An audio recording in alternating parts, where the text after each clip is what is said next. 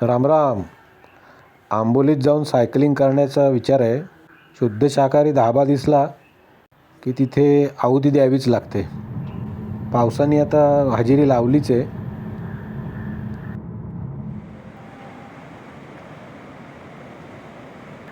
मी आता आजरेच्या पुढे आलो आहे.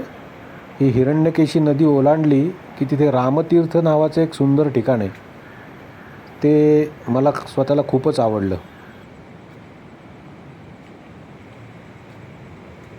सकाळपासून रमत गमत निघाल्यामुळे आंबोलीत पोचायला आता काळोखच झाला आहे.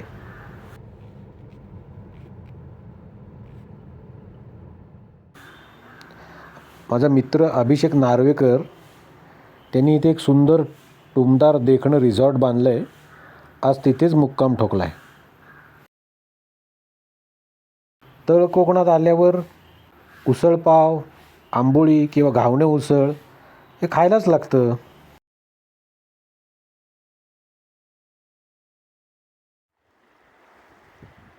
रात्री मस्त आराम करून दुसऱ्या दिवशी सकाळी मी माझा मोर्चा कावळेसादकडे वळवला आहे.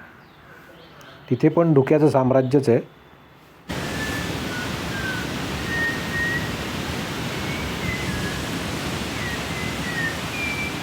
हा नांगरता धबधबा म्हणजे पाण्याचं रौद्र रूपच आहे. अरुंद आणि खूप खोल दरीतून पाणी खूप वेगाने वाहतं. त्यामुळे जोराचा आवाज इथे ऐकायला मिळतो.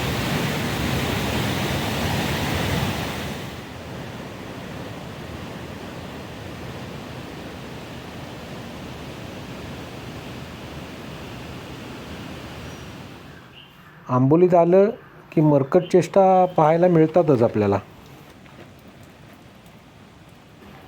आज मी या लघुपाट बंधारे विभागाच्या छोटेखानी जलाशयाच्या इकडे आलो आहे. हा परिसर अतिशय देखणा आहे. इथे मला छत्री कारवी पण पाहायला मिळाली. खूप शांतता असते इथे.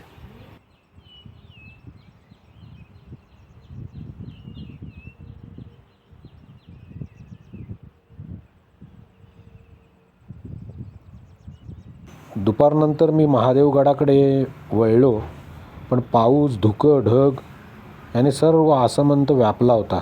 काहीच बघायला मिळालं नाही. लोक गाडीतून कुत्रं फिरवतात.